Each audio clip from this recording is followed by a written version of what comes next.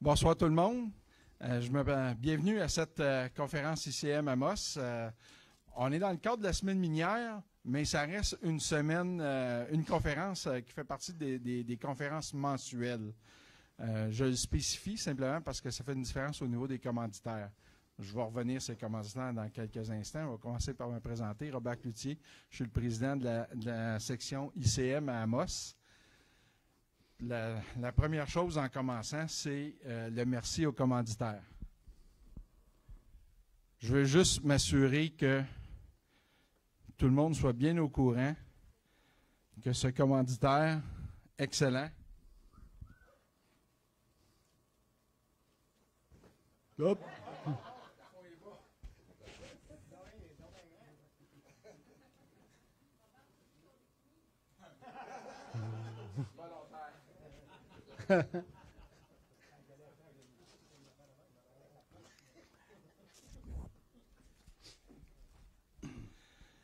Eldorado Gold commandite les conférences pour la semaine minière. Je veux m'assurer que tout le monde soit bien au courant.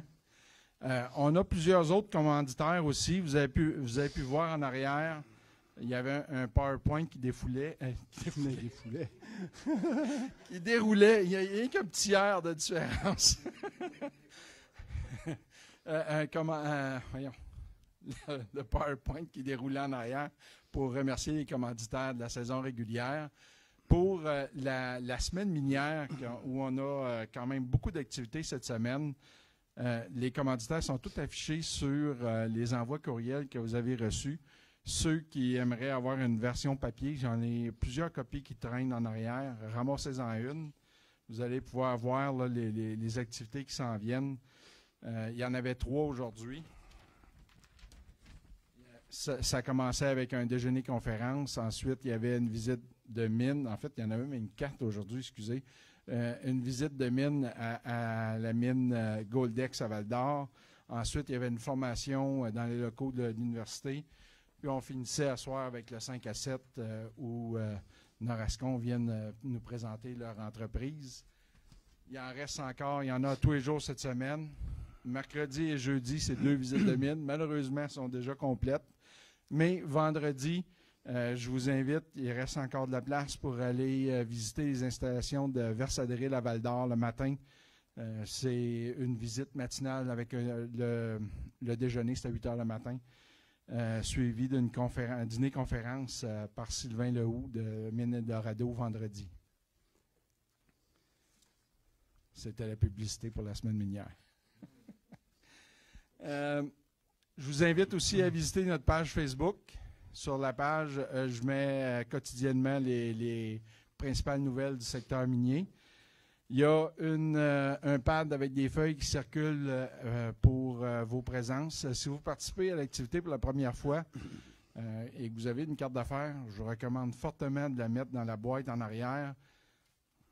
À toutes les fois, il y en a, je ne suis pas capable de lire. Je ne pensais pas qu'il y en a qui pouvaient écrire plus mal que moi. Mais ça arrive tout le temps. N'oubliez pas d'éteindre vos cellulaires. Oui, ça m'arrive aussi.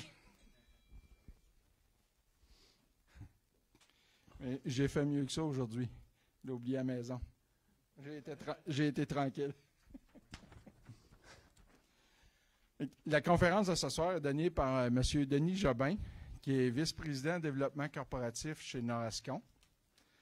M. Jobin est détenteur d'un baccalauréat en génie civil de l'Université McGill. Depuis mai 2011, il occupe le poste de vice-président développement corporatif pour l'entreprise amassoise Construction Norascon Inc., se spécialisant dans la réalisation de travaux civils et miniers.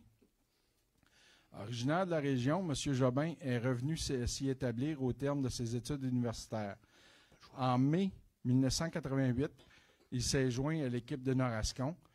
Comme ingénieur, il a occupé divers postes, dont ceux de directeur de projet et de directeur des opérations.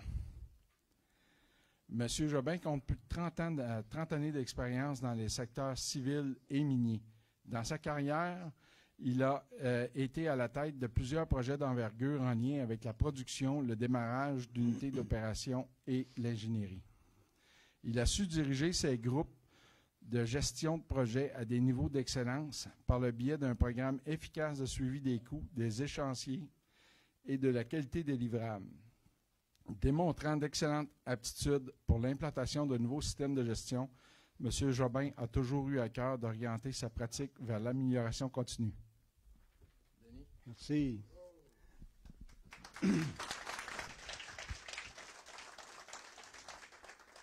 Bienvenue tout le monde à la présentation de Norascon. Il y a plus de monde que je pensais, là. C'est le fun. Ça va être plus rentable. Tout le monde va nous redonner des contrats maintenant, fait qu'on va en profiter. On va en profiter. On ne fait jamais rien pour rien. Norascon, le gros N, ça, le N, au début, on ne savait pas trop quand on a changé notre logo. Puis avec les années, on s'est rendu compte que le monde... oups, ça va vite. Hey, le blanc sur blanc, ça ne paraît pas, c'est pas grave. Le monde sont vite aperçus que le N, c'était Norascon. Fait que la présentation va être comme suit. On va introduire la compagnie. On va amener quelques réalisations. On ne les fera pas toutes parce qu'on pourrait en avoir pour quelques jours, là. Et puis, ça fait quand même 32 ans, Norascon. Après ça, je vais vous amener un petit peu sur l'international. Je vais vous amener avec nos partenariats avec les communautés de Wimingee. On va vous parler de Béton Fortin, Transport Sigouin et Norascon, aujourd'hui, les contrats qu'on a présentement. Pardon. Pour commencer, mission. Nous, on a une mission qu'on s'est donnée il y a plusieurs années. C'est de réussir en équipe vos projets. Okay? Après ça, on a une vision. On avait, mais on l'a encore. C'est devenir un chef de file en construction routière et minière, de devenir un fournisseur puis un employeur de choix, puis être un leader reconnu au Québec. Au début, quand on a parlé employeur de choix, on était loin de l'époque du manque de main-d'œuvre. Aujourd'hui, on se rend compte que oui, c'est important d'avoir choisi, d'avoir eu cette vision-là, parce qu'on peut garder quand même du bon monde avec nous autres, là.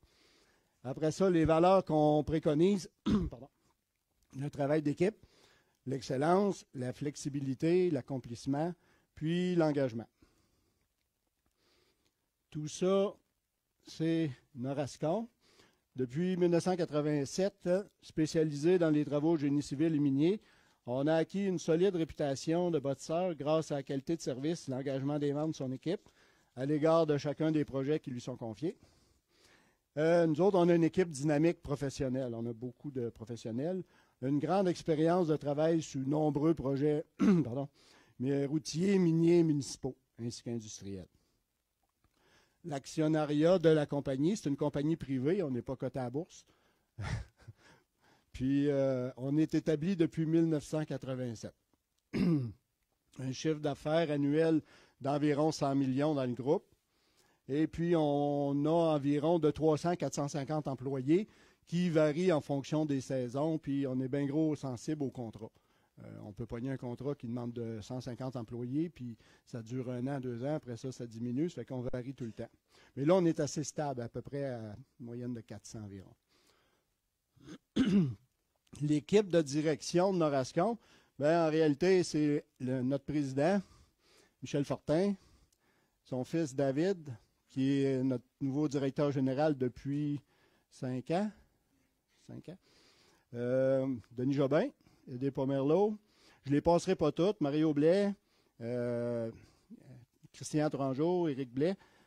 En réalité, on pourrait passer toute l'équipe, on va la regarder ensemble, mais tu sais, Norascon, ce n'est pas une personne, ce n'est pas un dirigeant, c'est un groupe, que ce soit au niveau de santé et sécurité avec Luc Chartré, qu'on voit ici, Carl Jolin, qui est présent ici à soir, qui s'occupe du projet de contournement de Malartic, le service de la comptabilité, Jenny, conseillère en RH, la paye, des ingénieurs gérants de projet, Jean-Pierre Landry en directeur qualité, estimateur, acheteur, RH, de Donald, je ne dirais pas son deuxième nom, McLean, troisième, je ne sais pas. C'est pas drôle, mais c'est ça. C'est l'équipe de direction. Un petit mot sur la santé et sécurité. Depuis l'arrivée plus massive des mines en région, là, on parle depuis l'arrivée d'Ossico, les Casa Berardi, tout ça, c'est pas qu'avant, il n'y avait pas de santé et sécurité, mais on dirait qu'il y a eu un effort qui a été plus soutenu côté santé et sécurité avec le temps. Nous, on a sorti notre slogan qui est chez Norascon, la santé et sécurité, c'est moi. Pour être sûr que c'est chaque employé, c'est la responsabilité de chacun. C'est pas, déjà, on voyait la santé et sécurité, c'était le gars qui avait ce chapeau-là. Tu sais, whoop, le gars de la sécurité vient d'arriver. Aujourd'hui, on ne veut plus ça. C'est plus le commentaire qu'on veut. Chaque gars, chaque matin, est responsable de la santé et sécurité. Avec un slogan, ben, ce que ça nous a permis, c'est qu'on peut faire des campagnes de publicité à travers l'équipe pour justement sensibiliser nos gens. Puis ce qu'on s'est rendu compte avec les années, c'est que j'ai 11 ans de data ici. Ça, c'est les indicateurs santé-sécurité de Norascon. Avec les années, si on regarde en 1988, sur 268 000 heures hommes, on avait une fréquence. La fréquence, c'est, il y a des gens qui connaissent ça, là, on avait 7,45 accidents par 200 000 heures. Aujourd'hui, à travailler plus sur la santé et sécurité, à faire des toolbox meetings, puis à vérifier nos procédures, tout ça. En 2018, on a 578 000 heures hommes pour une fréquence de 0,34. Si on regarde les fréquences, là, ça s'est toujours amélioré. Okay? Il y a eu beaucoup d'implications de la direction, puis il y a beaucoup d'implications des contremaîtres, des surintendants en place. Puis ça fait que les employés sont beaucoup plus mindés santé et sécurité. Après ça, l'environnement. On ne peut pas passer à côté de l'environnement. Nous, l'environnement, ça fait partie de notre vie dans le sens qu'on fait beaucoup de projets environnementaux. Puis on a le souci de l'environnement. Fait que, excusez si je tourne les pages, là, ça m'aide. ça m'aide, ça me donne de la mémoire, on dirait, je ne sais pas pourquoi. Fait que, moi, ce que je veux dire au monde, c'est qu'on peut bâtir des mines, puis on peut faire des industries tout en respectant l'environnement. C'est pas, tu sais, souvent les gens disent, non, une mine, pas dans ma cour, c'est pas question. C'est que si la société ou l'entreprise est consciente des torts ou des dommages ou qu'est-ce qu'elle va faire avec l'environnement, mais déjà là, on a fait un bon pas. Parce que c'est pas vrai qu'on va pouvoir arrêter tous les projets dans ma tête. Là. Il va toujours falloir faire des projets, mais il va falloir être plus consciencieux de l'environnement. Fait qu'encore là, nous, on a des campagnes de sensibilisation à l'intérieur de l'entreprise pour sensibiliser nos gens, que ce soit avec une usine d'asphalte dans une gravière, bien, c'est important l'environnement. Des déversements, il peut y avoir n'importe quoi qui se passe, mais on essaie de mitiguer on veut éliminer les problèmes à la source. Un autre exemple qu'on fait régulièrement maintenant sur les projets, c'est les abats poussières. Parce que là, de plus en plus, avec les gros camions, avec les projets, juste la poussière, c'est déjà beaucoup. Là. Tu sais, la qualité de l'air. À Malartic, on est souvent arrêté, je pense, Carl. On est souvent arrêté à cause de la poussière. Là, ils nous arrêtent pour le bruit, ils nous arrêtent pour la poussière, mais dans le fond, tu sais, des fois, on se dit c'est choquant de se faire arrêter, mais s'il y a trop de poussière, il faut arrêter. Puis Norascon, ben, côté environnement, on a participé, ça, je vais rentrer plus en détail plus loin, là, mais on a fait des gros projets environnementaux comme la restauration du parc à résidus de la mine Normétal. Ça, la mine Normétal, c'est une mine qui appartenait à l'époque à Noranda, qui est rendue Glencore aujourd'hui. Et puis, il y a eu un gros programme de réhabilitation. On a passé au moins 2 ans sur ce projet-là pour ramener parce que là, ici en bas, là, ce que vous voyez, c'est des maisons. Là. En arrière de ces maisons-là, c'était le parc à résidus. Pour vous donner une idée, ce que c'était au début, on appelait ça un tailing. Là, puis aujourd'hui, c'est plus vraiment un tailing. Là. Ce qu'on regarde, ben, c'est plus un air aménagé là, qui est plus viable. Ça allait éliminer bien de la poussière, puis plus loin, je vais vous donner les taux, mais il y a une petite rivière ici, la rivière Meloise. Et Meloise, OK, merci Guillaume. Ça a beaucoup amélioré la qualité de l'eau après ce projet-là. Et ça, c'est pour l'environnement. Qu'est-ce qu'on fait pour les mines? C'est quoi nos opérations minières? On fait la fermeture de sites miniers, on fait l'excavation de morts-terrains, on construit des routes, on fait l'excavation de fosses à ciel ouvert, des fossés. On fait la construction de parcs à résidus. Ça, c'est un de nos gros chevals de bataille. Beaucoup de terrassement, concassage. On est dans le forage, dynamitage. On fait la construction de services. Quand je parle de services, c'est les systèmes de services d'incendie et tout ça sur le site. et puis coffrage, bétonnage, puis on a aussi des travaux souterrains. Avec ça, ici, c'est un exemple. On va juste aller chercher ma slide. C'est un exemple de travail qu'on a fait. Ce projet-là, la particularité, on se situe à Détour Gold. Ils appellent ça le TMA, Tailing Management Area Stage 2. C'était une phase où le parc à résidus de Détour Gold était arrivé à un point où vraiment il devait avoir un rehaussement assez urgent parce que la phase de construction, il fallait que ça soit terminé vraiment pour septembre. Il y avait quand même à manipuler 1,2 million de mètres cubes de matériel. Fait qu'on a dû démarrer les travaux plus tôt au printemps. Oui, c'est de la neige, ça, là. Fait que comment faire des travaux comme ça dans de la neige? La plupart des consultants nous ont dit non, vous ne touchez pas à ça, il y a du gel, tu sais, la fameuse gelée. Fait que nous autres, on leur a proposé ce qu'on appelle des ground heaters. On a tout fait dégeler le sol. Puis après ça, on a monté une usine d'asphalte, un drum, puis on a fait chauffer le sable pour être capable de le mettre en place puis le compacter. Ça nous a fait devancer la cédule d'environ 2 mois pour être capable de commencer à travailler. En tout cas, ça a bien fait l'affaire à Détour parce que, c'est ça, pas qu'ils ne nous ont pas gardés, mais ça a tellement bien été qu'on a fini plus vite, puis on n'est pas retourné.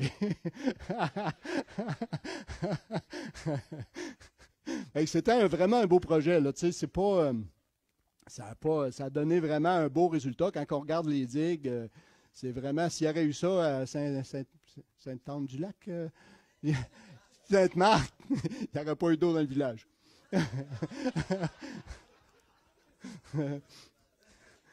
Après ça, côté génie civil.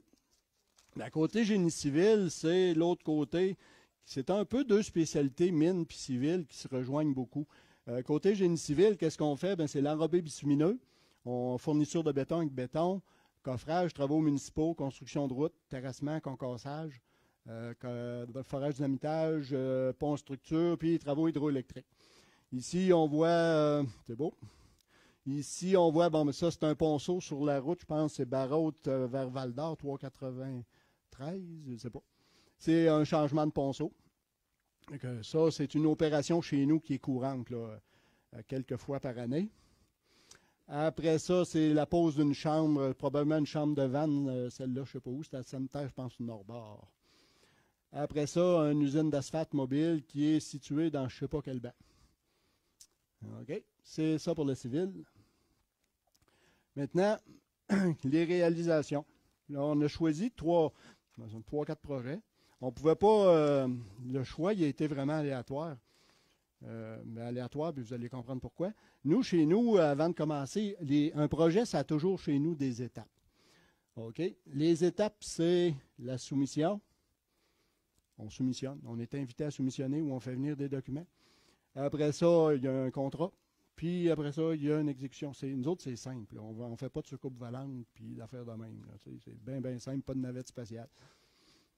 Fait que dans la soumission, on a toujours les 3 grandes questions qu'on se pose. C'est le où, quand, comment.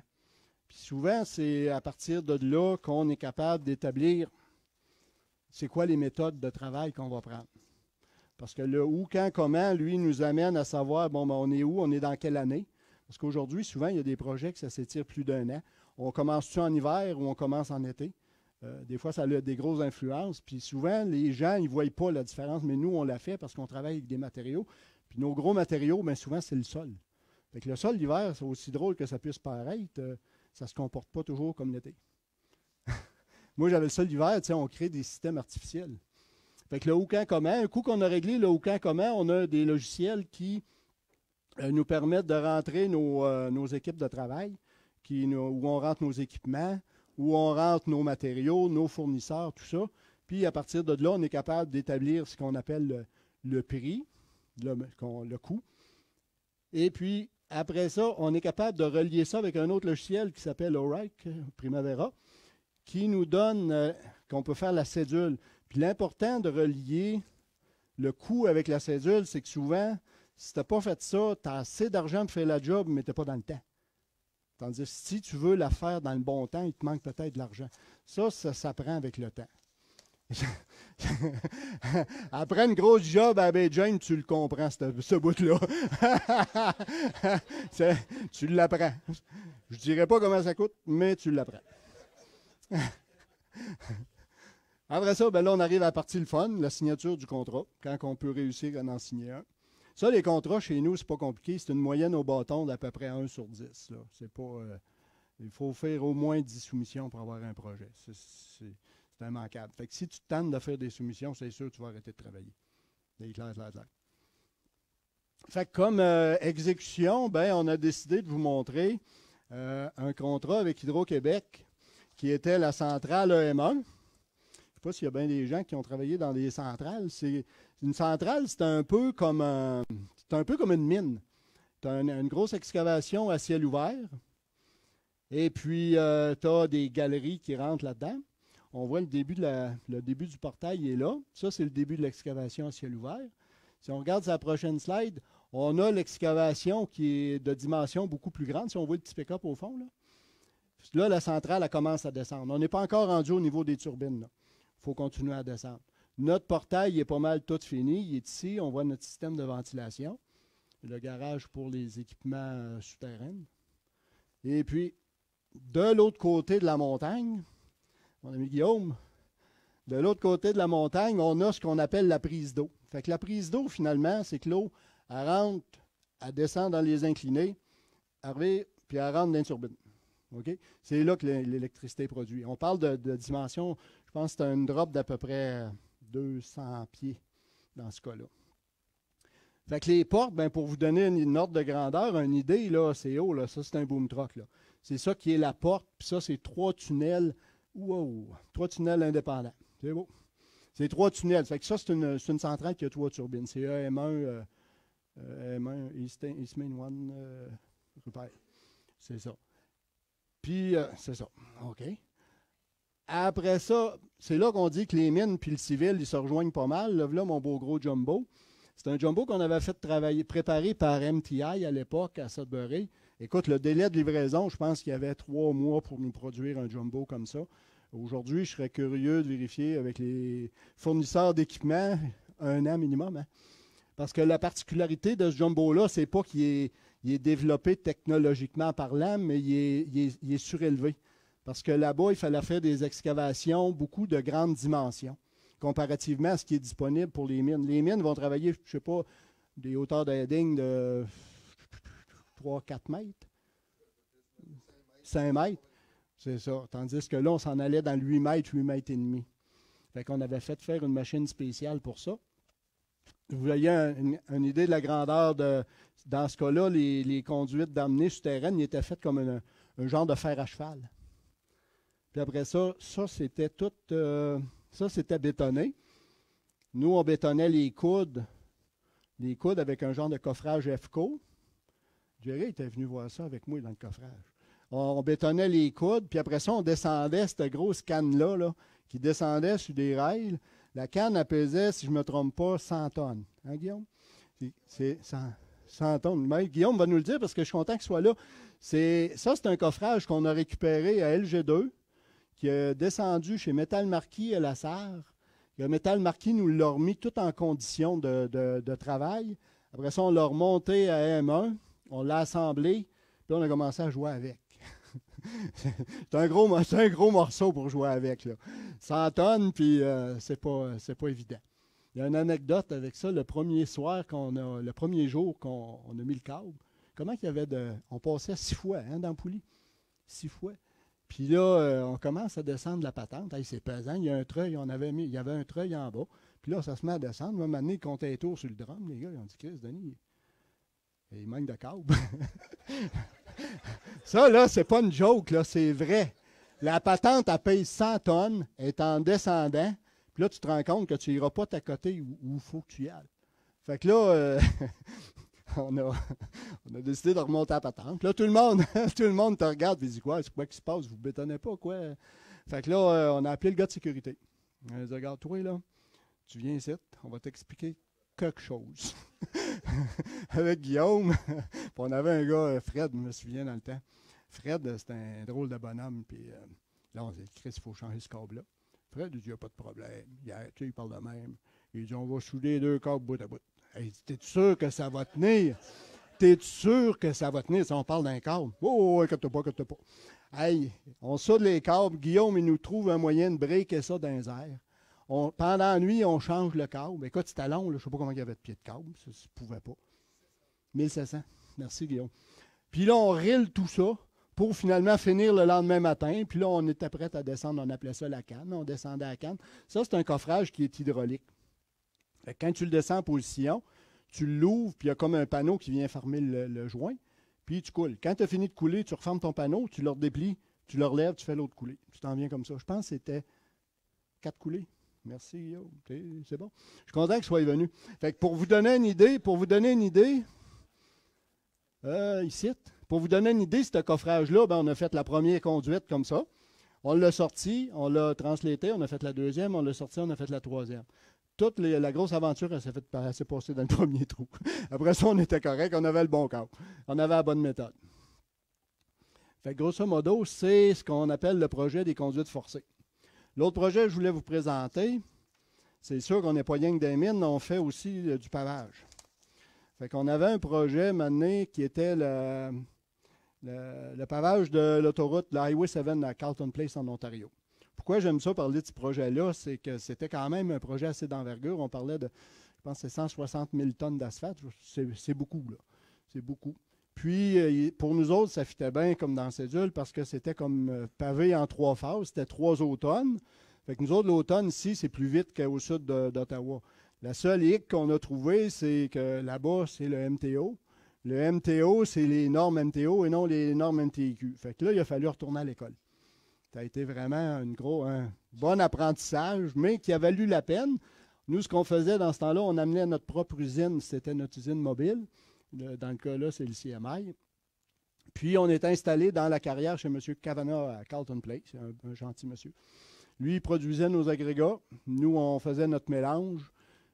Puis, on n'avait pas pris de chance, on avait changé nos paveuses. C'était acheté des paveuses neuves. Tu sais, quand tu sors, là, c'est rare que tu pars.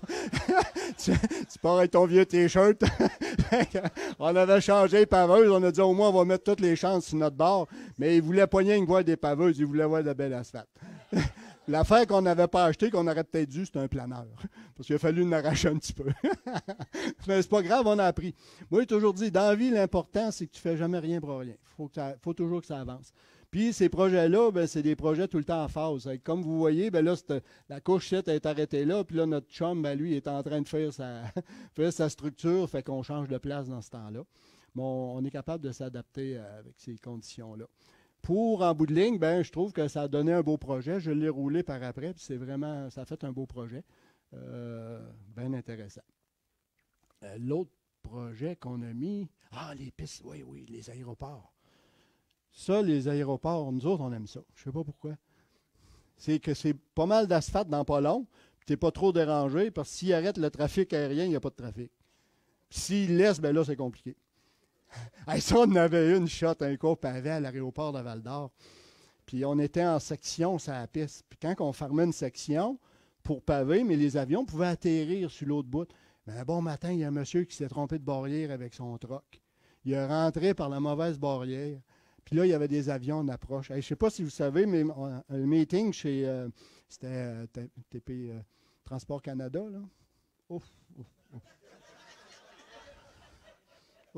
Parce que là, ils ne veulent pas faire le meeting à Val-d'Or. Là. Ils disent, tu vas descendre, ça s'appelle la Lead Capital, à côté de l'aéroport, le bâtiment. Là.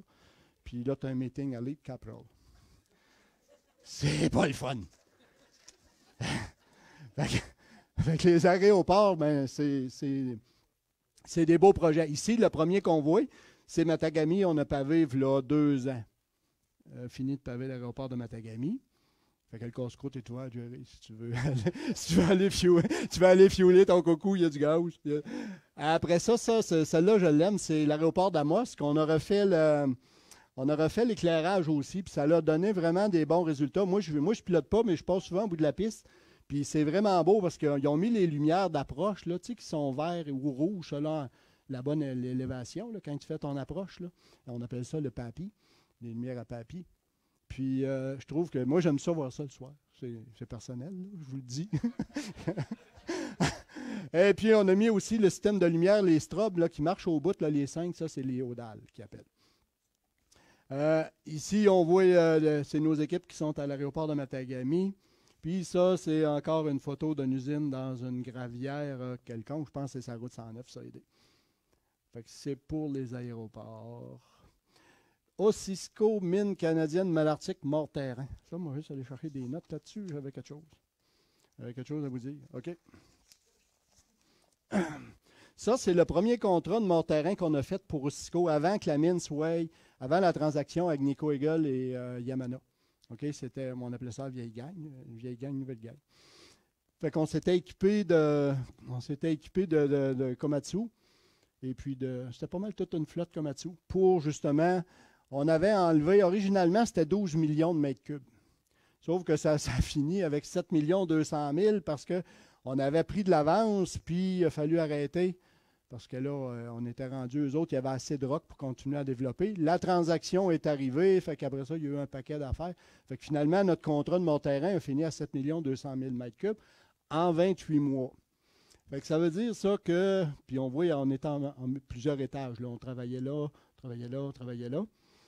Norascon, c'est une de ses forces, le Morterrain. Ça fait longtemps qu'on en fait de la boîte, puis on sait pas mal comment s'y prendre. T'sais. Le bon stock, on le met à la bonne place, puis le mauvais, on se dépêche pour le serrer.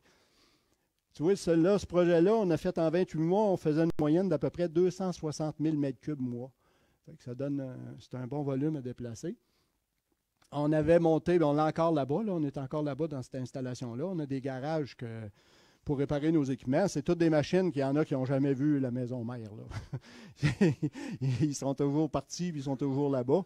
On n'amène pas nos équipements à Moss pour les réparer. Là. Tout est réparé sur le chantier. Ici, cette pelle-là, je voulais vous la montrer, puis ça fait drôle parce que c'est quoi qu'il veut nous montrer? C'est une pelle, en réalité, à Canadienne Malartic, c'est une ancienne mine. Donc, il y a des ouvertures souterraines. OK? Puis, à tout bout de champ, ben, ça peut défoncer. Pouf! Parce que nous autres, on creuse, puis on peut arriver dans des ouvertures. Fait qu'il nous avait demandé d'avoir une pelle en remote.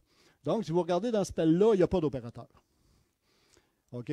La pelle est opérée par notre petit mononcle qui est assis dans son pick-up en haut. Puis, lui, il chauffe la pelle est en bas, plus loin, puis elle travaille. Fait que ça a été, on était pas mal les premiers qui ont eu des pelles remote dans ce genre d'excavation-là. Aujourd'hui, ben là, tout le monde copie. Là, on est rendu à Casa Berardi avec des drills remote. Là. On va le voir plus tard. Non, ça n'a jamais tombé.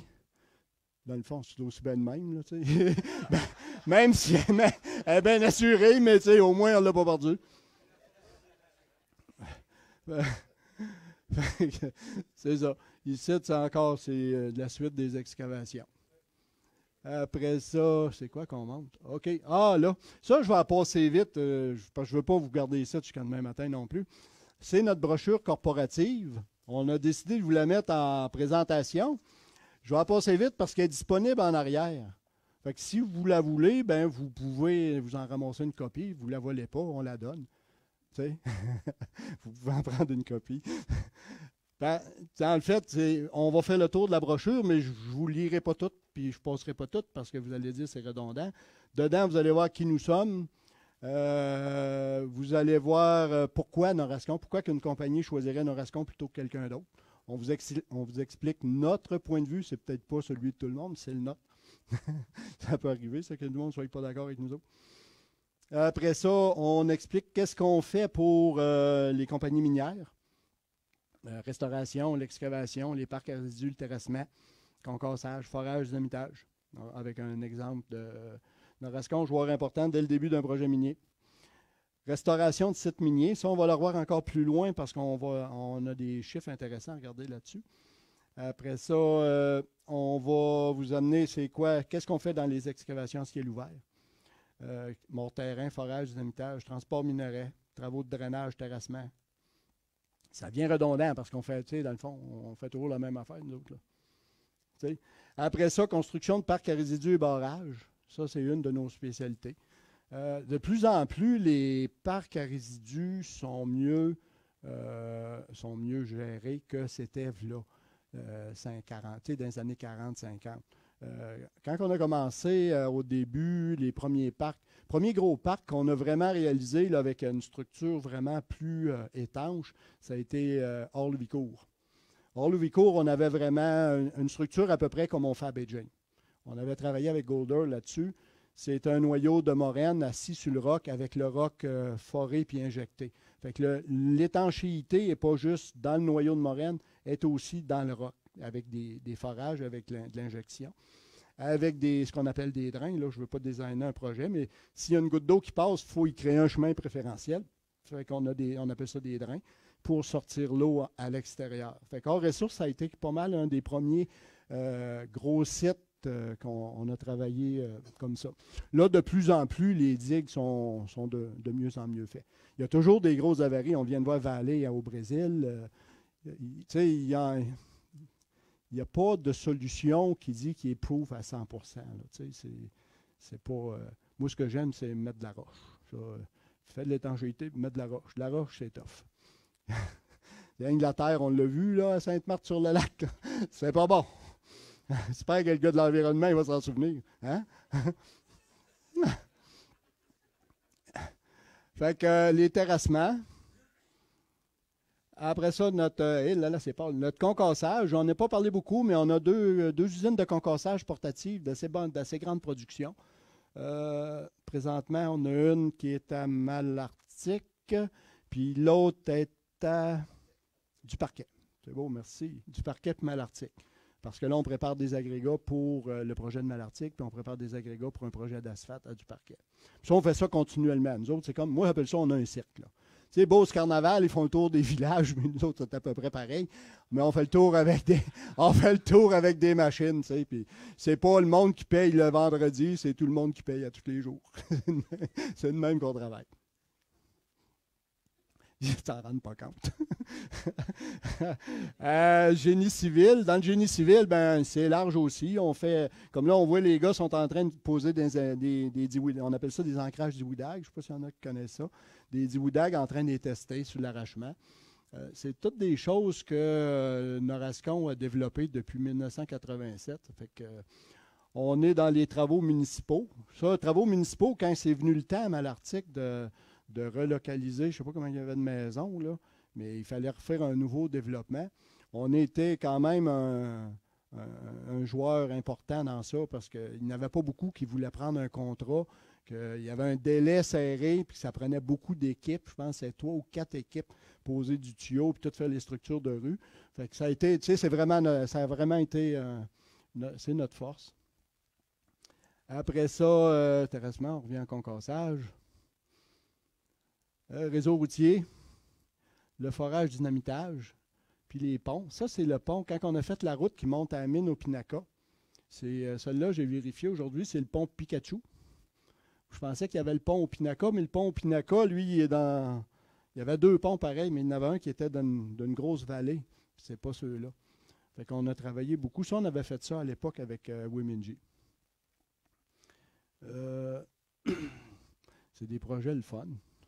Ça, c'est les fondations du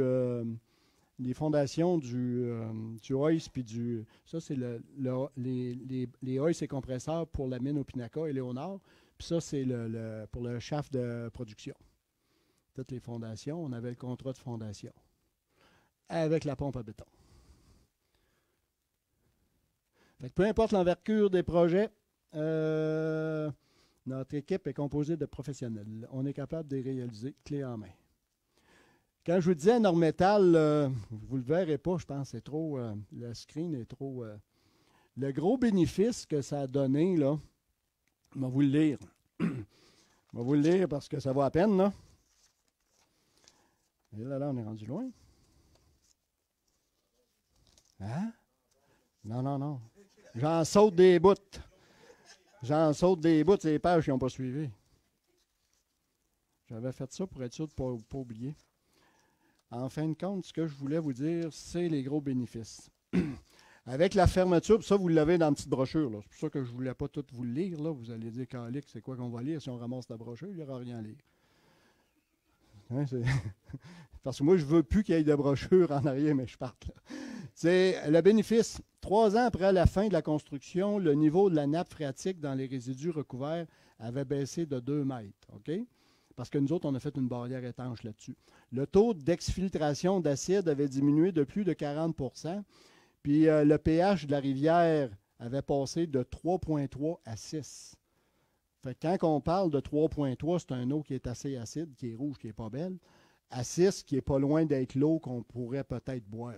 Je n'en boirais pas quand même, mais Après ça, ce projet-là, il a été par SNC-Lavalin. SNC-Lavalin avait gagné un prix d'excellence en catégorie environnement avec ça. C'est un design SNC-Lavalin. Fait que ça a été bien le fun de faire le projet. Puis c'est le fun aussi de pouvoir en parler parce qu'il n'y a pas beaucoup de monde. Tu sais, le monde, il ne nous voit pas. On ne travaille pas rien qu'en ville. On fait plein d'autres affaires. Fait que un nom, une force, un leader reconnu. Là, on va voyager un petit peu. On va aller se promener sur l'international. Ouais, ça, c'est au Chili, on va revenir.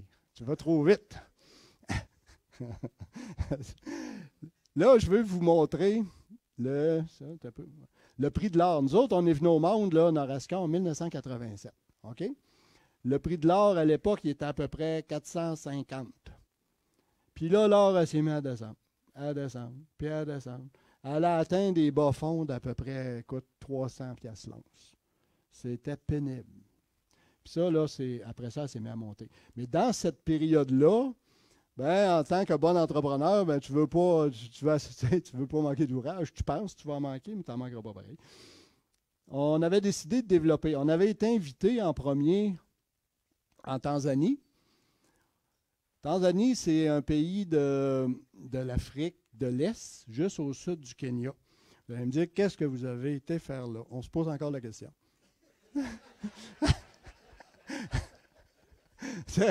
Non, mais c'est pas une joke, c'est vrai.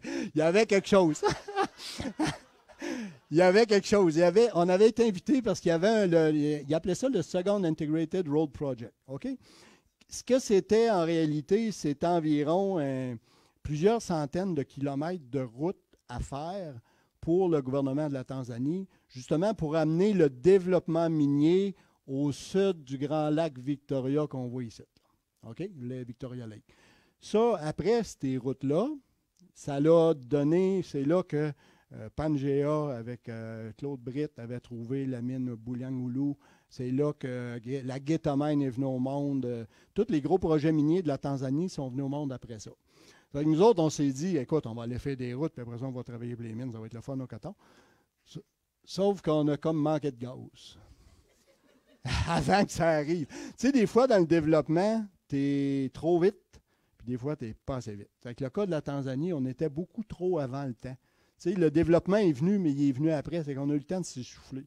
On avait fini de manger nos bérets. Fait qu'on on s'était installé à Dar es Salaam. Pourquoi la lumière n'allume pas? On s'était installé à Dar es Salaam, puis à un moment donné, il nous est venu une graine dans le gaz. On a dit, tant qu'à être ici, on va aller faire un petit projet à Morogoro. Parce qu'on attendait les déboursés de la Banque mondiale pour faire nos projets de route. Fait que là, quand on regarde les déboursés, on se rend compte que ce qu'ils avaient prévu, c'était pour nous autres, c'était le fun, c'est qu'ils disaient en dedans, dans un horizon de 5 ans, on va dépenser environ 180 millions US à faire des routes. Puis là-bas, les contracteurs routiers, là, tu pouvais compter sur tes doigts, là, il y en avait peut-être 2, puis la plupart, les machines ne partaient pas. Fait qu'on s'est dit, on devrait être en mesure de faire de quoi. Sauf que la réalité qui est arrivée, c'est la ligne en rouge. C'est que l'argent n'est jamais est venu, mais est venu bien loin plus tard. Fait que nous autres, ici, on a décidé, on dit, tant qu'à attendre, on va faire un petit projet municipal. Fait qu'on s'est, avec notre partenaire, on avait un partenaire local, Capseco. Oui, mais tu ris, mais c'est vrai, ça va bien. C'est vrai. Puis, on avait décidé de faire un petit projet municipal à Morogoro. Mais on dit une petite municipalité, mais c'est 300 000 habitants, Morogoro. Assez que tu regardais ça, là, c'était l'enfer. Moi, je n'étais pas capable de distinguer qui travaille, qui qu'on paye, puis qui ne travaille pas. C'était... Tout le monde était dans le chemin tout le temps. Tout le temps. Pas de bon sens.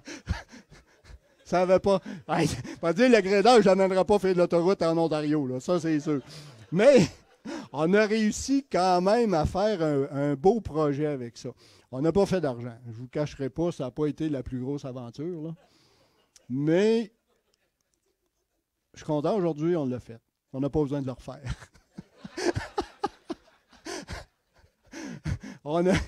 Finalement, le système, c'était simple breton. Un coup qu'on réussissait à placer le concassé avec le gradeur. Après ça, c'était juste d'étendre du bitume. On faisait ça manuellement, puis on mettait de la pierre nette blanche qui collait là-dedans.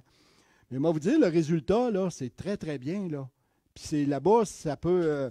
ils appellent ça, c'est même pas du bicouche, c'est du monocouche, là. C'est une couche de bitume avec une couche d'agrégat. Mais je serais curieux, je n'ai pas retourné voir le résultat, là. Mais... D'après moi, c'était bon parce que là-bas, il fait chaud, tu sais. Tu mettais juste assez de garnottes pour pas qu'il reste pris dedans. Fait qu'avec le sandal, s'il collait dans le bitume, là, t'étais pas capable de prendre. C'est qu'il est malade. OK. Aïe. Avec les bordures aussi, j'ai pas zoomé dessus, mais les bordures, c'était toutes faites manuellement. Moi, vous en montrer un ici.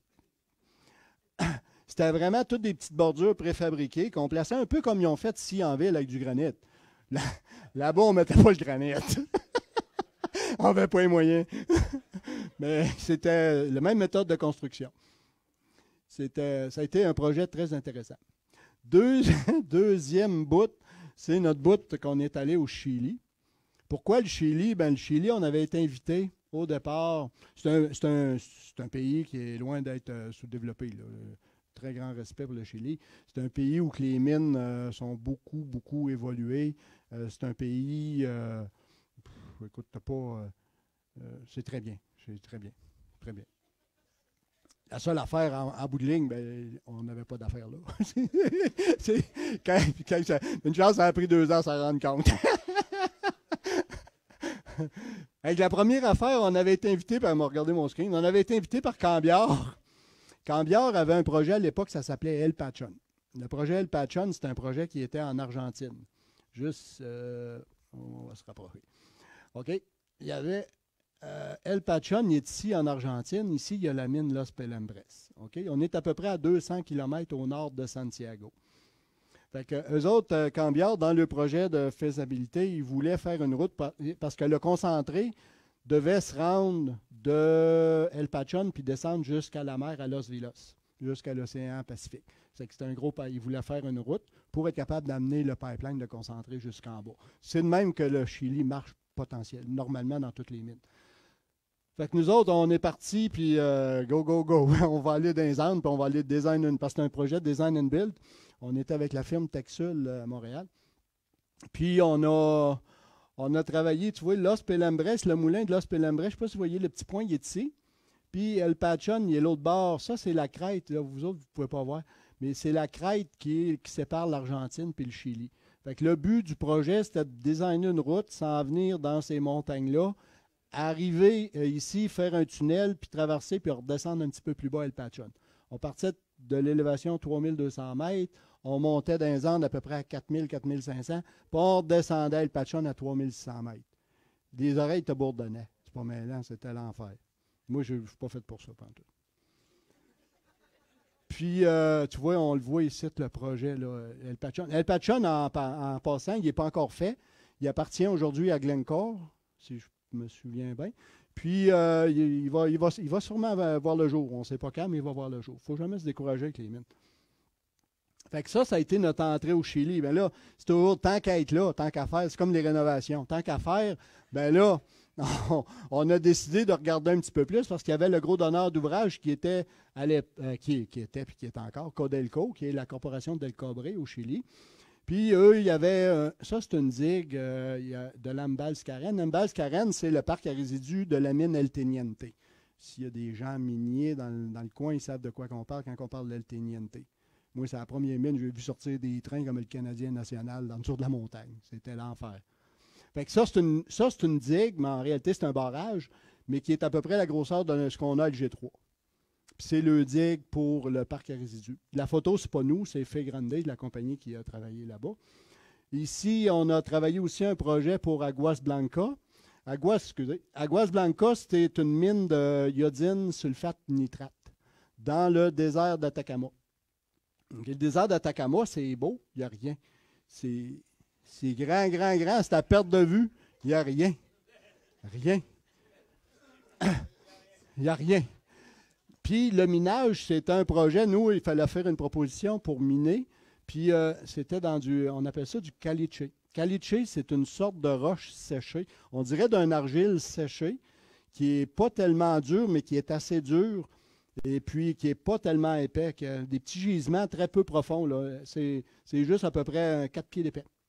Puis ça, c'est bien, bien grand. Fait que nous autres, quand on avait regardé le projet, on s'est dit, hey, ça, on est smart, on va faire ça avec des surface miners. On va scraper ça parce que là, c'est grand, tu peux t'en aller longtemps. Puis, on a redonné la proposition. Finalement, ben là, les Chiliens, c'est sûr que laisser rentrer un Canadien, ça ne marche pas. Fait que, ils ont décidé de le faire eux autres mêmes. Ils ont commencé au début en forage dynamitage. Ça n'a pas marché parce que ta charge, quand ils pognaient l'argile plus molle en dessous, ils perdaient toute le force des énergies d'explosifs. Ils ont fini avec des surface miners. Après ça, on a travaillé sur Los Pelambres, l'expansion. Moi, je voulais vous montrer ça. Tu sais, quand on dit ici, au CICO canadienne Malartic, on parle d'un moulin de 55 000 tonnes par jour. Là-bas, dans ces années-là, ils boostaient Los Pelambres à 85 000 tonnes par jour. Tu sais, là-bas, c'était des chiffres. Moi, je les vois descendre du tailing dans des canals. Tu sais, des canals à ciel ouvert, ça descendait des Andes. Tu te dis, ma foi, tout de suite, on a une belle pipe, là, tu sais. Fait que ça finit pour le Chili. Après ça, mais la joke du Chili, ben c'est ça. C'est que mon chum, comment il disait? Il dit, moi, je disais, j'aimais ça, le Chili. On mangeait bien. C'est vrai, le Chili, la nourriture, c'est excellent. Mon chum lui répondait tout le temps, oui, il dit, on a mangé chacun 500 000.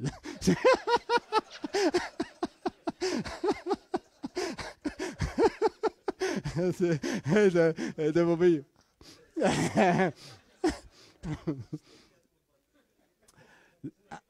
Pour finir, pour couronner notre aventure, pas carabienne, mais internationale, on continuait de soumissionner. Puis, à force de soumissionner, ben, à un moment donné, tu pognes une job. C'est ça qui arrive.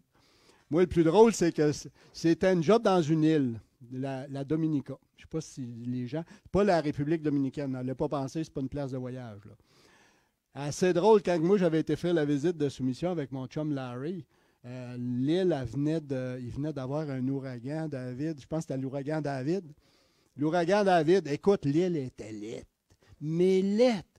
Les palmiers, il n'y avait même plus un poil dessus. C'était comme des grands cure-dents. C'était sale. Hey, moi, j'ai dit à Larry, on passe une journée ici, puis on sac notre camp Barbade. Ça n'a pas d'allure. Ça n'a pas d'allure. On ne reste pas ici. Fait que là, on était descendu, justement, en Guadeloupe, qui est l'île à côté. On avait traversé. On avait fait notre visite, puis on était retourné en Barbade. La Barbade est à peu près là. On est revenu. Un moment donné, mon chum m'appelle. Il dit, Denis, on a un job. Il dit, quel job? Il dit, la job dans les îles. Ah ouais. Et là, j'ai dit, Chris Larry, c'était quelle île finalement la job était? Il dit, tu sais, l'île Lette, là, que tu voulais pas rester, là. Il dit, c'est celle-là. Fait que là, finalement, on est des grands gars. La job était, ça c'est une vue agrandie de l'île de la Dominique. Et puis la job était à Roseau. Fait qu'on a décidé, on n'a pas eu le choix, on avait bondé la job. On a décidé de faire le Wastewater Treatment Plant de Roseau. La particularité de ce job-là, c'était qu'on n'avait pas sous-évalué, mais on n'avait pas l'information pour les infiltrations d'eau souterraines.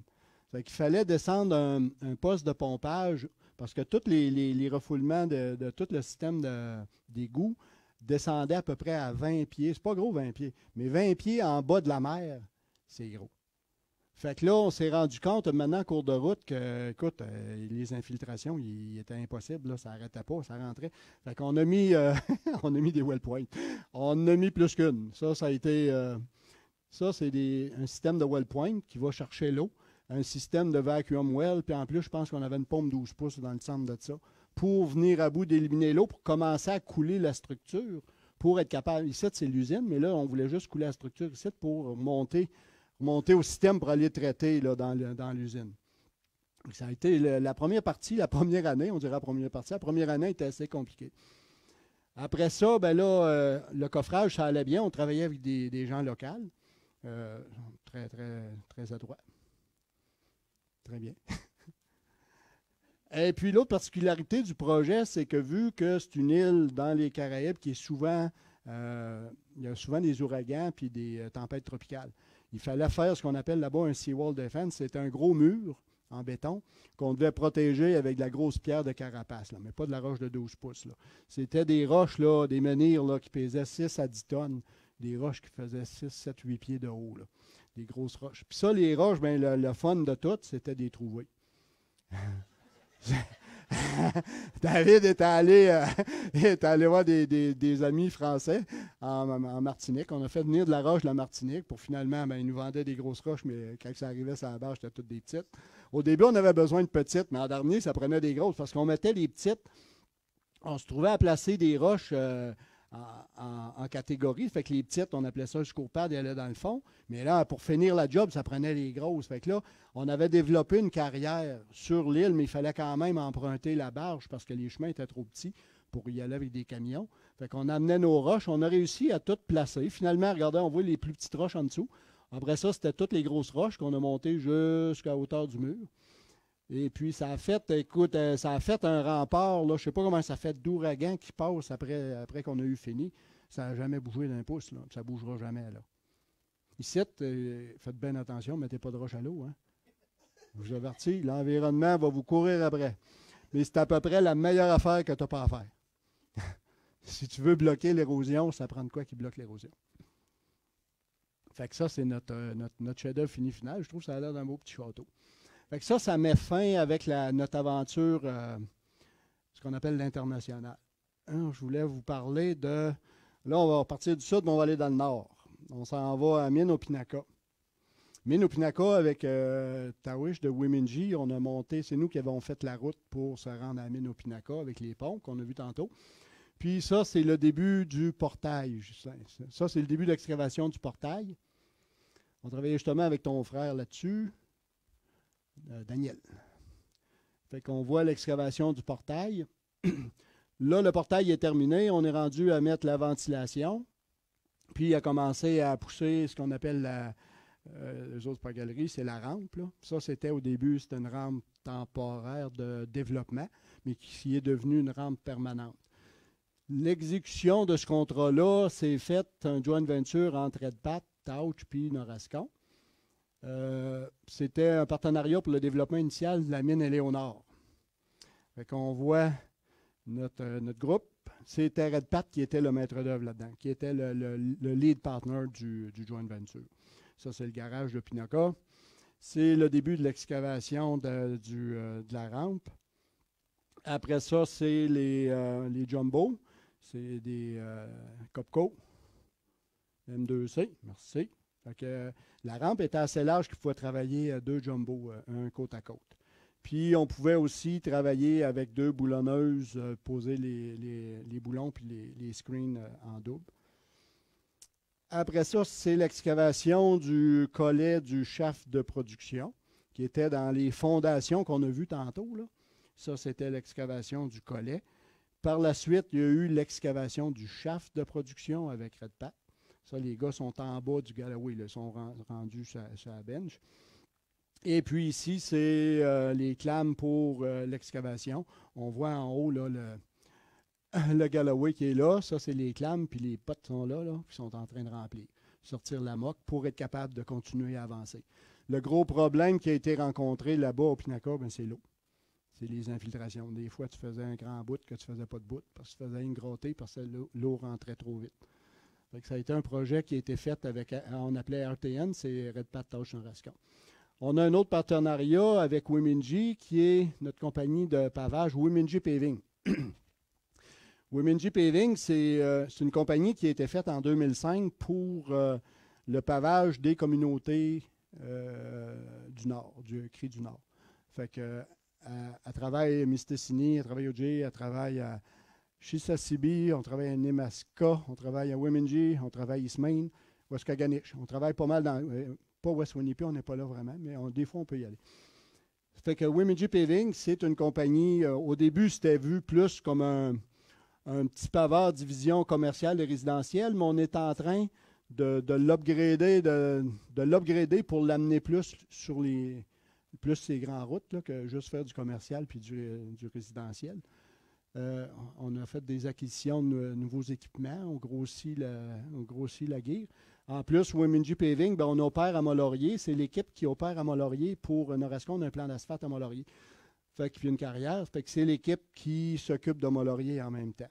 Fait qu'ils font du Mont-Laurier, secteur Mont-Laurier, tout ça, Maniwaki, et puis Baie-James. On fait à peu près 3-4 jobs par été dans le secteur Baie-James, puis 3-4 jobs par été dans le secteur Mont-Laurier.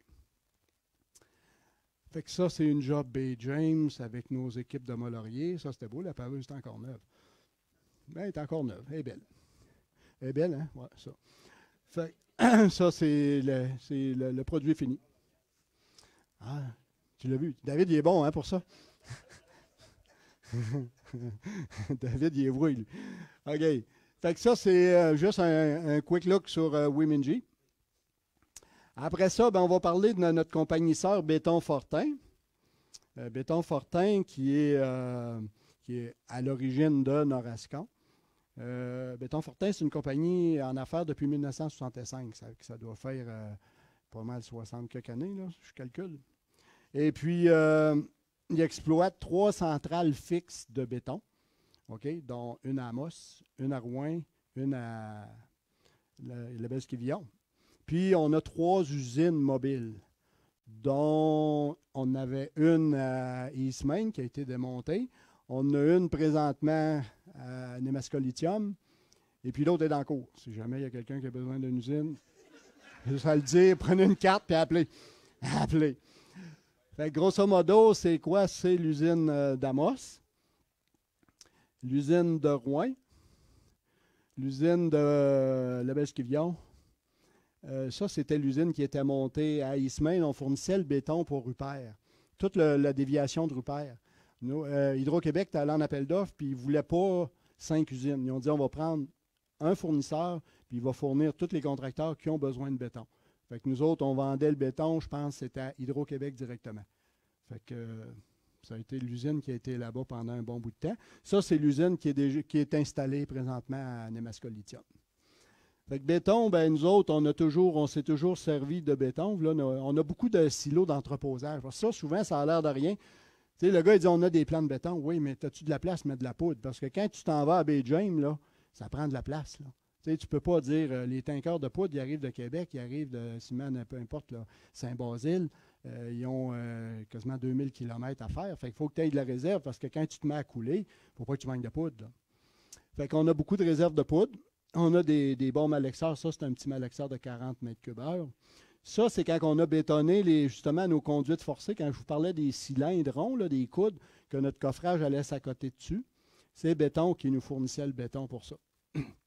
Ici, ça, c'est le béton du shaft de la mine Westwood, quand ils ont bétonné Westwood. Fourniture de béton de Westwood. Puis ça, c'est la fourniture de béton de l'évacueur de crue de Emma. La différence, souvent, avec les projets hydro puis les projets mines, c'est dans les volumes, les grosseurs de coulée. Hydro-Québec, c'est des gros volumes. Tu sais, on regarde les masses, là, regardez l'épaisseur des murs puis les hauteurs. C'est des grosses masses. Avec Hydro-Québec, on n'est pas habitué, mais il faut mettre de la glace. Si on batche avec de l'eau, ça ne marche pas. Fait qu'il faut, parce que le béton, quand il commence à réagir, il dégage une chaleur. Puis si tu as mis de l'eau, la chaleur monte trop haut. OK? Fait que ça craque automatique. Fait que eux autres, ils nous font mettre de la glace. Fait qu'on a aussi des usines à glace. Quand on faisait du béton là-bas, au lieu de mettre de l'eau, on mettait de la glace. Mais là, il faut que tu la fasses, ta glace. Là. Ça ne se fait pas tout seul. Là. Tu ne fais pas ça avec un petit crosseau là, dans le frigidaire. Là. On appelait ça des poules. On avait des poules qui pondaient à la glace. C'est Guillaume, c'est vrai, Guillaume.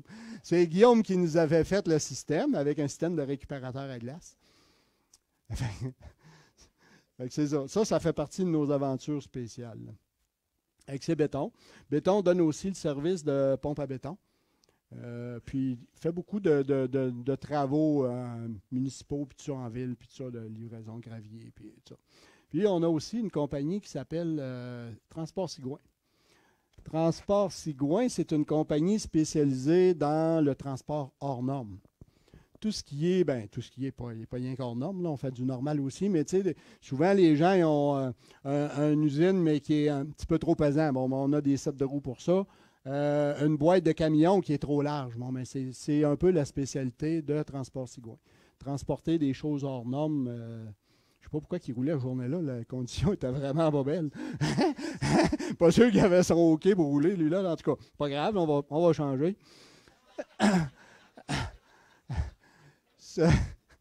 Non, mais c'est vrai, il ne peut pas montrer ça. Ça, ici, on voit, on est en train de ça. Ça a l'air d'être un équipement minier, je ne sais pas trop. C'est un gros camion, pas de boîte, hein? C'est ça. Fait qu'imaginez avec la boîte, il serait assez pesant. Après ça, ben, c'est ça. Transport Sigouin, il travaille pas exclusivement pour nous, mais Norascon, mais on est un des gros clients de Transport Sigouin. Parce que nous, finalement, du camionnage comme ça, on n'en fait pas. C'est sous-traité à Transport Sigouin. Avec un de nos camions, ça. Oui. C'est beau, c'est que c'est Transport Sigouin. Fait que tout ça, ça nous amène à aujourd'hui. Aujourd'hui, ben ça, là, je vais vous montrer à peu près qu'est-ce qu'on fait. Là, on a travaillé un petit peu dans le passé, là, on arrive dans le présent. On a des contrats à Baie James. On a à peu près 70 km de route à refaire qui est commencée dans le secteur de la Rupert, avec une carrière avec 500 000 tonnes forées, dynamitées, concassées. Fait que, sur ce contrat-là, on a besoin de camions. On travaille avec, on va avoir environ 30 km que le pavage existant va rester, ou ben non, je me trompe, là. Puis 40 km où on pulvérise, puis on recommence la nouvelle structure. Fait que ça nous fait à faire quelque chose comme 130 000 tonnes d'asphalte. Je vais juste tourner mes pages. Je ne veux pas trop vous compter de menterie, là.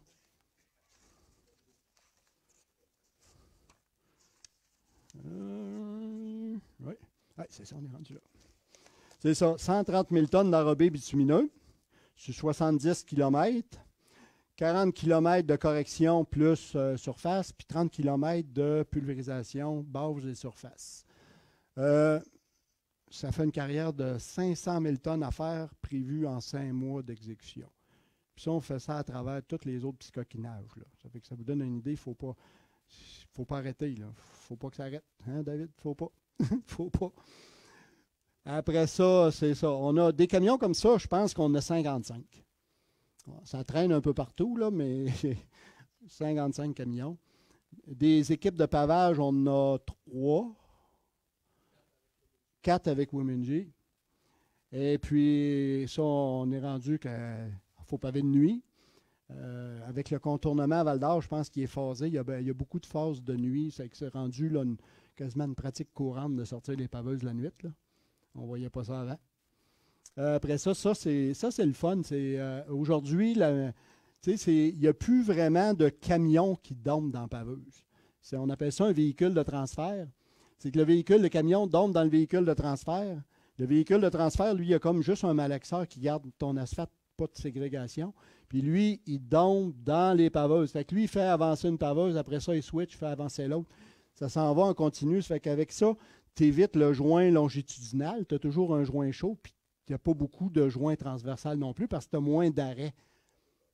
Hein, c'est ça, la paveuse n'arrête pas. Ça fait des plus belles jobs. Ça, on l'a appris en Ontario. Mais on a bien fait de l'apprendre parce que c'est arrivé ici par après. On n'apprend jamais rien pour rien. Les usines, on déplace les usines 3-4 fois par été, puis ça fait partie de notre quotidien. Après ça, on travaille à Mine canadienne Malartic. Ça, la Mine canadienne Malartic, on fait le parc à résidus présentement. C'est une de nos jobs. Ça, j'aime pas ça. Parc à résidus, Mine canadienne Malartic. Ça, c'est les digues qu'on bâtit depuis 64 mois qu'on travaille sur ces digues-là. C'est qu'en fait, c'est pas trop compliqué. C'est de l'excavation, du transport de roc. C'est des digues qui ont parti sur une genre de digue étanche, en pied de digue. Puis c'est un rehaussement qu'on appelle, nous autres, en amont et non en aval.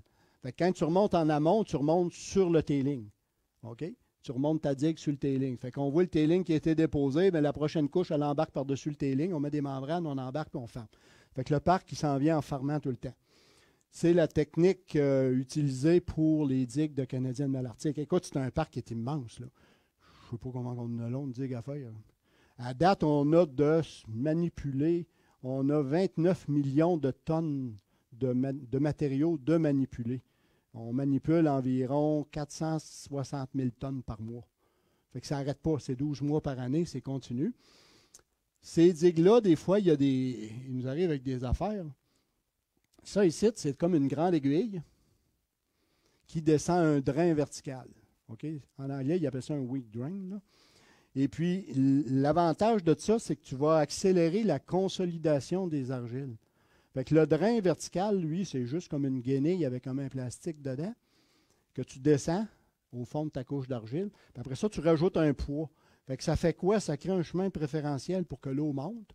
Tu as fait un tapis drainant. Puis là, ton argile, elle va se consolider plus rapidement.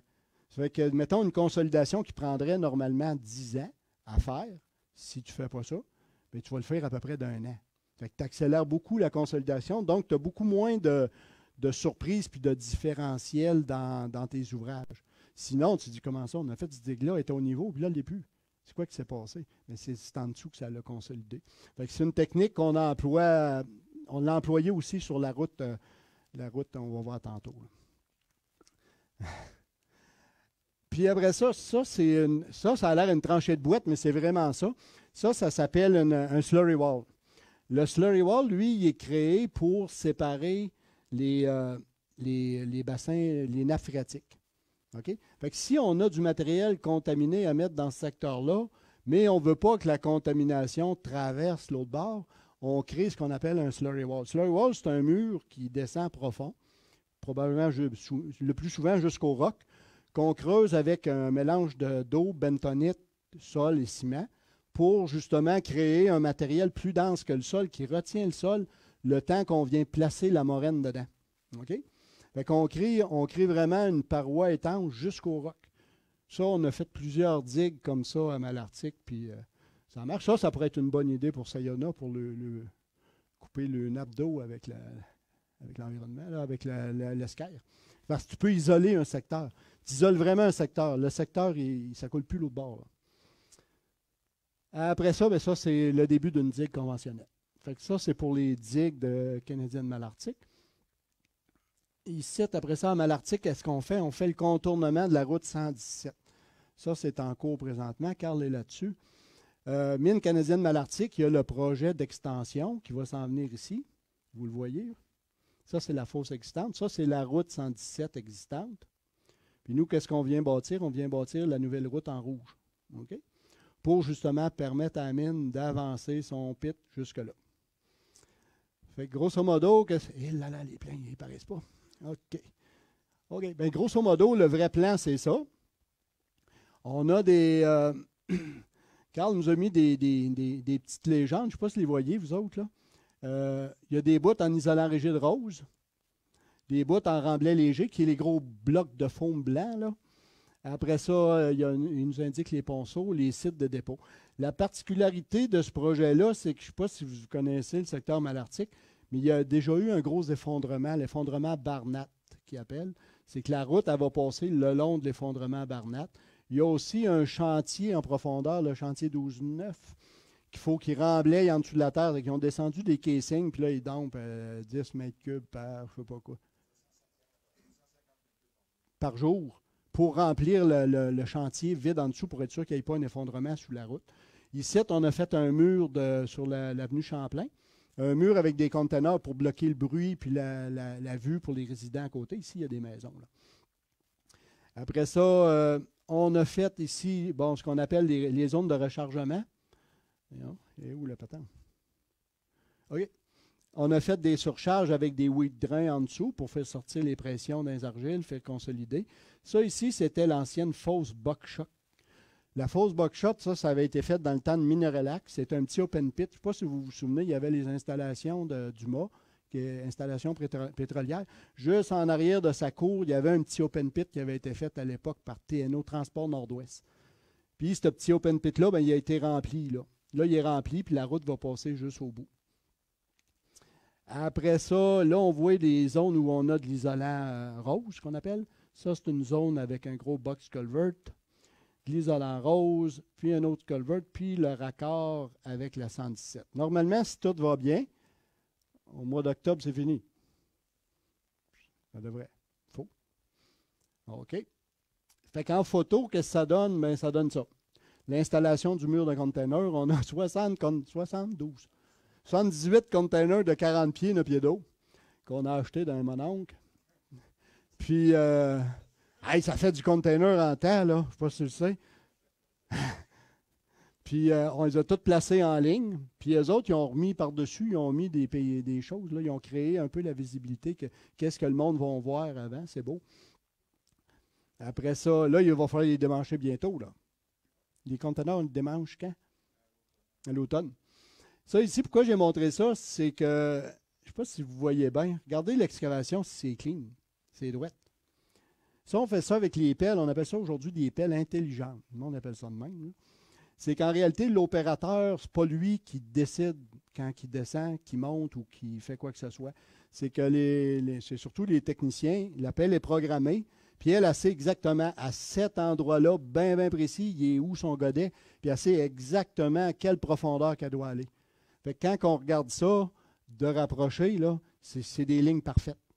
Puis ça, nous autres, on a commencé ça la première fois sur ce projet-là. Puis, écoute, le résultat, il est fabuleux. On vous montrait tantôt les petites choses en rose, là, quand on dit on pose l'isolant rigide, ben c'est ça. C'est pas du gaspillage, c'est de la protection. Après ça, l'isolant, recouvert de concassé, puis tout, mais on travaille toujours avec des systèmes électroniques. C'est de plus en plus l'électronique, les pelles intelligentes, les remotes, c'est la grosse mode. Ça, c'est de la Tensor. De la Géo9, c'est une géomembrane, puis TX5, c'est une membrane de Tensor. C'est un renforcement pour la structure. Fait toute la structure à longueur du projet, avant qu'on mette les concassés, est toute renforcée comme ça. Ça, c'est l'excavation, pas l'excavation, mais l'installation du box culvert qu'on a fait un mois à peu près, 3 semaines, fin mars, pour essayer d'accélérer la cédule. C'est toujours nos problèmes, nous autres, souvent, c'est les cédules. Si on va arriver dans le temps, bien, il faut faire de quoi plus vite, puis on n'a pas le choix. Après ça, on est à la mine Casa Berardi. Ça, c'est en même temps, là. Ça se fait tout en même temps, là. Casa Berardi, je n'ai pas mal à dire. Voilà. On va s'arranger. OK. Casa Berardi, je ne sais pas si le monde se souvient, là, en 1992, il y avait eu un effondrement à Casa Berardi. La mine S s'était faite noyer. Le pilier de surface avait lâché. Et puis, la mine s'était remplie. OK? En 92, ça fait que l'opération de la mine S souterraine est arrêtée. Qu'est-ce que les gens de toutes les compagnies, c'est Horizon qui avait... Écoute, il y a eu TVX Gold, il y a eu après Inco, ça c'est arrivé sur l'époque d'Inco, il y a eu TVX Gold, il y a eu Horizon, puis là, éclat. Tout le monde regardait le projet qui s'appelle Casa Berardi, le projet EMCP. C'est le East Mine Crown Pillar. C'est d'aller chercher le pilier de surface de la mine S, mais en excavation à ciel ouvert, autrement dit en open pit. La grosse problématique de ça, c'est, écoute, c'était... Tu es dans l'eau, tu es à Casa, je ne sais pas si le monde, vous allez voir, demain je pense qu'il y en a qui vont faire la visite. C'est dans l'eau, c'est dans Swamp. Pour vous donner une idée, les lacs, bien là, on ne voit pas tellement, mais regardez, ça c'est une pelle. On est en train de s'approcher du lac tranquillement.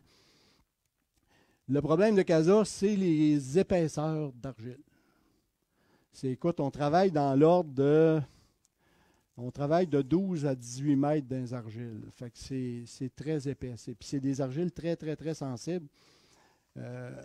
On ne peut pas y aller avec des paliers trop grands, fait que c'est bien gros touché, là. Parce qu'on peut avoir en tout temps des cisaillements, puis on peut se faire enterrer des machines puis tuer du monde. Fait que nous autres, à date, qu'est-ce qu'on a fait? C'est qu'on a enlevé environ 4 800 000 mètres cubes d'argile sur le dessus du pilier de surface. qui se sépare de même. Tu as 3 mètres à peu près, une dizaine de pieds de mousse. Ça, j'ai vu ça rarement. Moi, j'ai vu ça à Casa. De la terre noire, d'habitude, c'est 1 pied, 2 pieds. Tu vois, quelque part, il y a 2 pieds de mousse, puis c'est fini. Là-bas, c'est 11 pieds, 12 pieds. C'est complètement, c'est de la terre noire, il y en a. Après ça, il y a 1,5 mètre qui est une argile assez brune, assez bonne. Mais en dessous de ça, là, c'est comme s'il n'y avait rien. C'est le vide total. Ça descend pour à peu près 8 à 12 mètres, c'est de l'argile molle, pour finalement atterrir dans le fond, sur une moraine de fond, où on peut vraiment descendre des équipements dans le fond pour être capable d'aller accéder le roc. Fait que la plupart du temps, on travaille à 3 ou 4 paliers. Mais il faut toujours faire bien attention selon le palier qu'on est rendu, parce que tant que tu n'es pas rendu au fond, là, ça peut lâcher. On a déjà eu à l'époque East Amphi, je ne sais pas s'il y a du monde qui s'en souvienne, à part moi. Là. On avait eu un glissement de terrain, puis on avait enterré 4-5 machines là-dedans. Il y avait rentré, je pense, c'est 1 500 000 mètres en à peu près 4 minutes dans le pit. C'était le désastre total. Fait que c'est ça qu'il faut toujours faire bien gros attention. Fait qu'il faut respecter bien gros les pentes. Il faut que les gens soient bien allumés sur qu'est-ce qui se passe avec le terrain. Si tu vois une faille, les gens sont avisés. Et après ça, c'est beau pour l'argile. Fait qu'on voit, regardez ça, c'est des. Hey, c'est beau, par exemple, de la belle terre. C'est comme du beurre. Tu regardes ça, là, ça a l'air, c'est du beurre. C'est de valeur que ça ne se vende pas, là.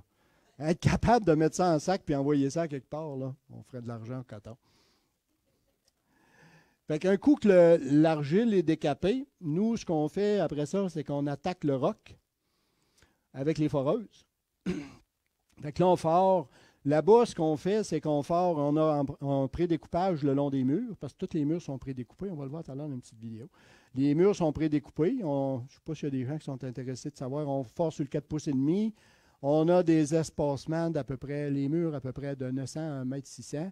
Puis on travaille sur 2 bancs. Quand on prédécoupe un mur, on va chercher 2 planchers à la fois. Ça donne 15 mètres. Nous, on a pris un équipement Sandvik pour faire ça, qui est une des P1500, montée avec toutes des tubes. Après ça, le forage de masse, qui est encore sur le 4,5 pouces, mais là, avec des bancs de 5,5 m. C'est la moitié d'un mur. On s'en va avec des patrons de forage de 3,5 m, parce qu'il y a plus que 2 sortes de rocs, mais au nord de la faille, on travaille dans le 3,5 m par 3,5 m de maille. Puis au sud, et puis dans le minerai, on est à 3,33 m par 3,33 m sur le 4 pouces, toujours avec du Sandvik, Pantera 100, puis des X800. Les dynamitages vont se faire avec l'émulsion Dino Nobel, avec des capes électroniques, des boosters 450 grammes. Ils disent de quoi ça? Non? OK. J'aurais pu dire un booster de 200, personne n'aurait parlé, là. OK, c'est ça que je voulais savoir. On laisse un collet d'à peu près. Collet, c'est la zone qu'on ne met pas de dynamite dans le trou, à peu près de 1,8 à 2,1 mètres. Fait que c'est, grosso modo, c'est la recette de Casa avec quoi qu'on opère. Dans le roc, présentement, à Casa, à date, on a 4 800 000 mètres de morts-terrain enlevés. On a on a 7 560 000 tonnes de roches stériles, 1 500 000 tonnes de minerais de sortie, pour un total de 16 millions de tonnes en 32 mois. Ça nous fait aussi une moyenne d'environ 500 000 tonnes par mois. C'est que si on prend Casa, puis les digues de Malartic, les deux ensemble, ça fait 1 million de tonnes manipulées tous les mois, tout le temps. Tous les mois que le petit bon Dieu il nous donne, c'est ça qui se passe. Fait que ça, c'est la vue de Casa, une vue allongée. Ça, c'est encore Casa. Puis là, on va aller faire un tour dans la mine. Ah, ça a marché. Je ne pensais pas qu'on avait le sac. Quand je vous parlais de la foreuse, ça c'est de Pételsac, elle est en train de forer les murs. C'est elle la fore en neige.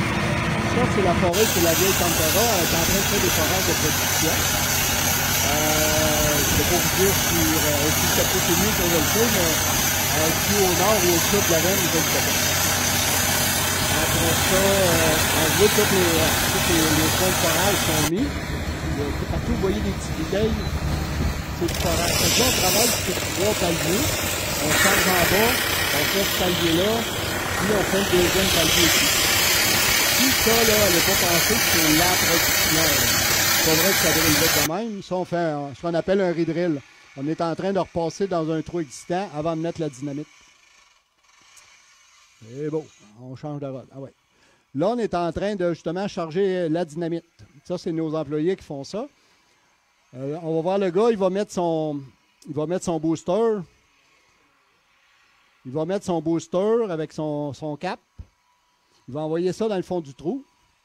Il va descendre sa hausse. L'émulsion, pour vous imaginer, c'est quoi? Ça ressemble un peu à de la gelée, là. Tu sais, de la gelée, là. Fait que, un coup que son booster est descendu, son tuyau est descendu dans le fond du trou. Fait qu'autrement dit, 25 pieds plus bas.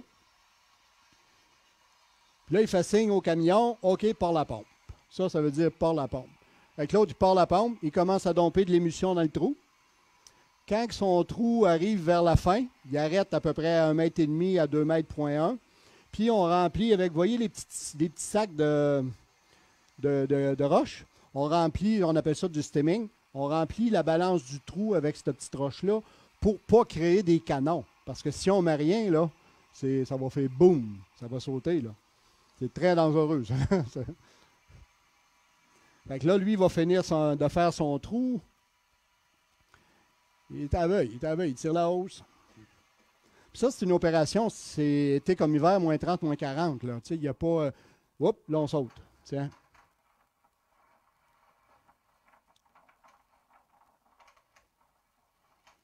Ça, ce blast-là, journée-là, il y avait... Oui. Il y avait... c'est le dynamiteur, il est content. C'est normal, il est content. Ça a bien été. ça a sorti sur le bon bord. Après ça, c'est l'opération de soutirage.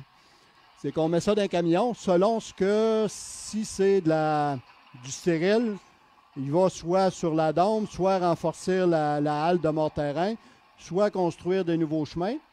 Ou si c'est du minerai, il y a deux sortes. Il y a du low grade et du high grade. Il s'en va au pad de minerai. Fait que là, d'après moi, c'était du stérile parce que où qu'il s'en va, ça donne. Fait qu'encore là-bas, on marche avec les pelles Komatsu. Même chose qu'à Malartic.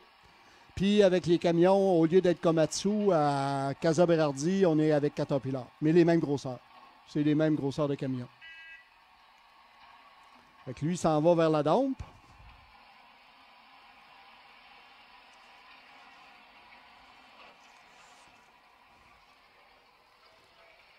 L'autre camion va prendre sa place pour aller se faire charger dans le temps que... Ça, on a... Comment?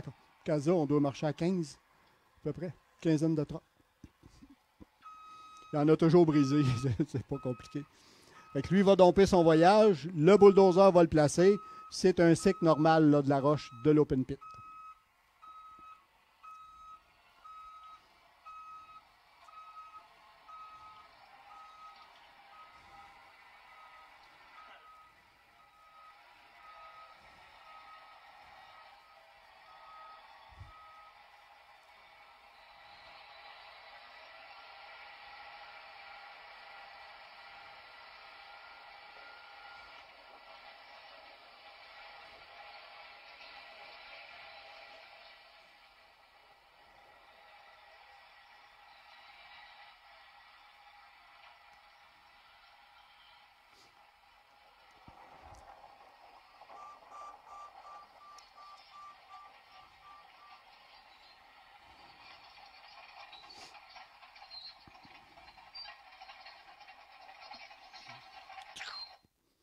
Fait que c'est ça qui est la fausse casa. Fait que nous, si on réussit à faire tout ça, là, c'est grâce à nos équipes multidisciplinaires performantes. Norascon, on doit tout à nos employés parce qu'en réalité, c'est eux autres qui font avancer. C'est le moteur de la compagnie, c'est nos gens. Fait que ça termine la présentation de Norascon. Si vous avez des questions, feel free.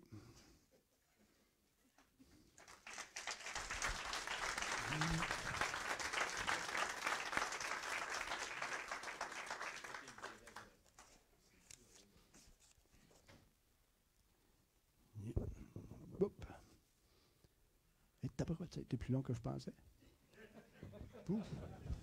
Excusez. Non, mais c'est beau, c'est parce qu'il m'avait dit 20 minutes. C'est beau. 20 minutes, c'était des questions, ça. Non, c'est rien. On a sauté un bout à part de ça. C'est beau. Yeah.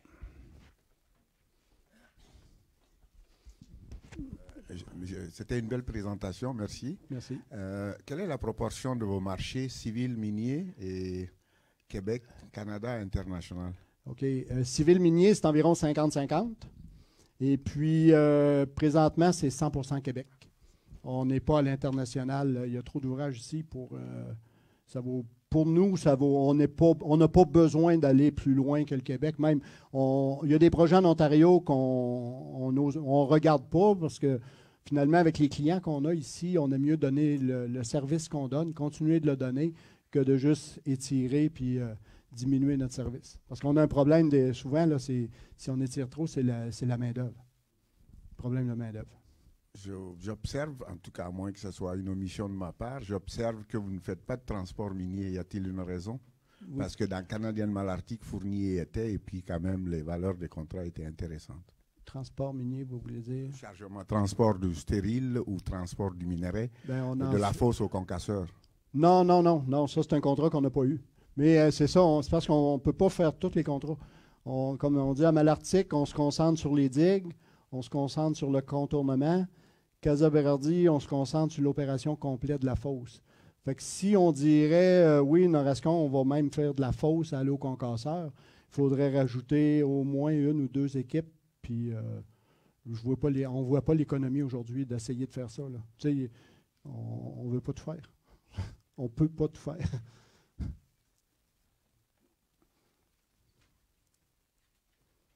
Autre question? Ben, merci, Denis. Hey, merci.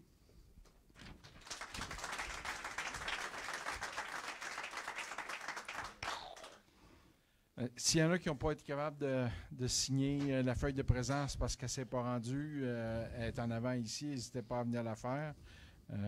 Ça me prend vos coordonnées pour vous envoyer ou rendre la présentation disponible. La prochaine conférence mensuelle, c'est le 11 juin. La dernière de la saison, c'est par Westdome, mais j'ai un blanc de mémoire. Marc-André Pelletier? OK. S'il y en a qui ont besoin d'attestation pour leur ordre professionnel, j'en ai ici en avant. Vous viendrez me voir tout de suite après la présentation. Ça va être le moment là, de donner le cadeau à notre conférencier pour ces 20 minutes.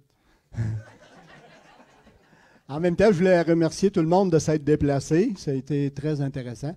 Et puis, c'est ça, vous êtes toujours les bienvenus, même à venir nous voir chez Norascon si vous avez des questions.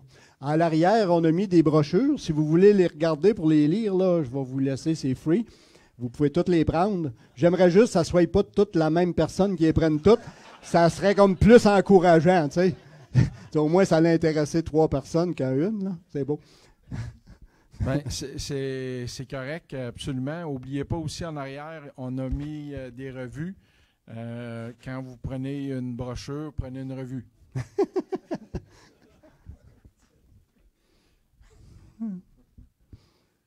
Merci, Denis. Marie-Josée.